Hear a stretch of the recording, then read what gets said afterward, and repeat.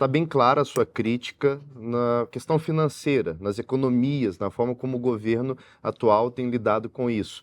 Mas no que tange à moral, aos valores, na sua opinião, onde o atual governo mais falha com o povo brasileiro? É um governo imoral, né? É um governo imoral porque eles querem destruir a família, eles não respeitam, não têm respeito pelos cristãos. Na verdade, na época da eleição, vão todos frequentar igrejas e templos.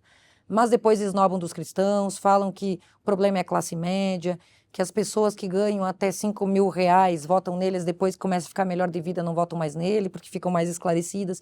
Então, na verdade, causar essa confusão social e quebrar os padrões tradicionais da sociedade é uma grande meta da esquerda. A gente tem que pensar que essa mentalidade revolucionária que fundamenta toda a ação esquerdista, né, ela quer destruir os pilares da sociedade, que é jogar uns contra os outros. Então, o branco contra o negro, o pobre contra o rico, dizer que tem alguns que são opressores e outros oprimidos, enfim.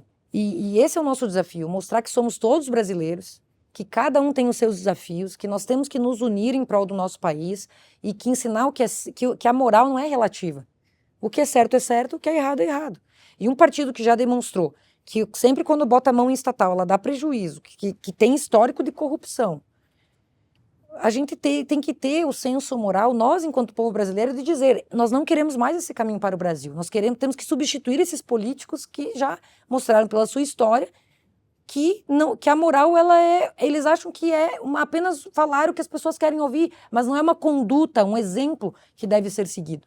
E para nós, da direita, o exemplo vem antes das palavras. A gente tem que dar exemplo de moral para poder pregar a moral. Na prática, como é que se soluciona questões morais por meio da política?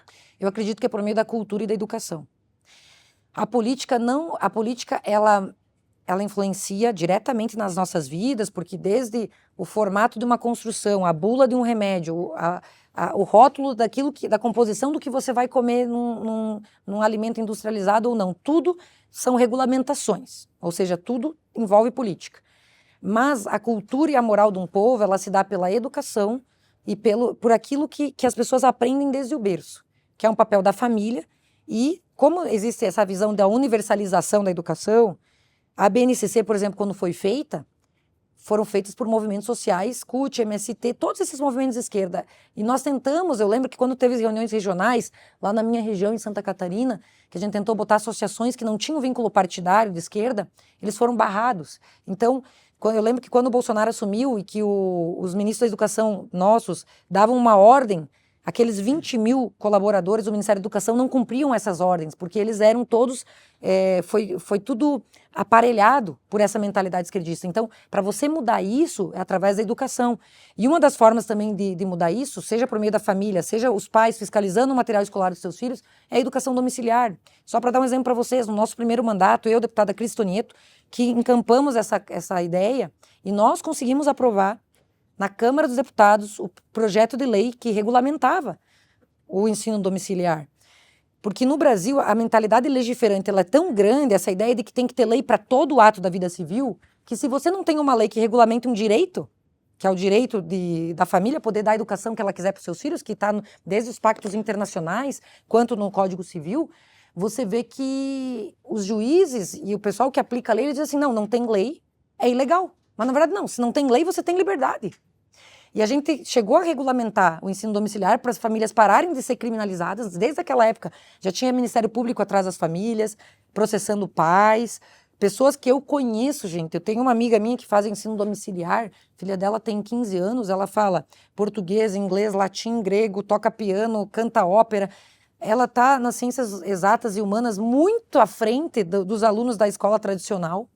E esses pais sendo presos, multados pelo Estado brasileiro, que é ineficiente em termos de educação, que não alfabetiza, que sai as crianças o nosso resultado no PISA é um dos piores do mundo.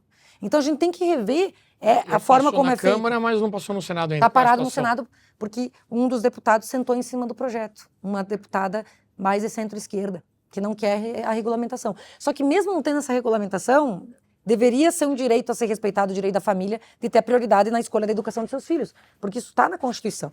Mas o que é óbvio no Brasil precisa ser escrito, reescrito, desenhado. Isso é muito triste. Essa mentalidade legiferante, ela faz com que hoje no Brasil, gente, a gente foi pegar o Instituto Brasileiro de Direito Tributário, fez uma pesquisa desde a Constituição de 88 até os últimos anos. Você sabe o número de regulamentações que foram aprovadas nos 3 entes da Federação Brasileira? Mais de 6 milhões de normas. Nós temos cerca de 170 mil aprovadas por ano no âmbito da União. Nós temos aí 2 milhões no âmbito do Estado e cerca de 6 milhões no âmbito dos municípios. Ou seja, é humanamente impossível a gente saber, um jurista saber isso, mas isso mostra, e Churchill dizia, quando você tem 10 mil leis, você perde todo o respeito pela lei. Você tem que ter poucas leis e leis boas num país. Então, uma das missões dos próximos legisladores tem que ser revogaço. Revogar leis no Brasil. É muita burocracia, é muita regulamentação, que gera um Estado inchado, um Estado que é ineficaz, ineficiente. Muito obrigado por ter acompanhado até aqui. Você faz parte de um grupo de pessoas que está constantemente em busca da verdade. Se você é como os milhares que percebem o debate público atual muito raso e superficial, eu te convido a dar um passo no sentido contrário, saindo dessa bolha e buscando informação. O que você viu agora é apenas a ponta do iceberg. Nossa missão é maior, é um resgate. Queremos devolver aos brasileiros o acesso à nossa cultura, à nossa história e a uma educação que realmente forme o indivíduo. Ação!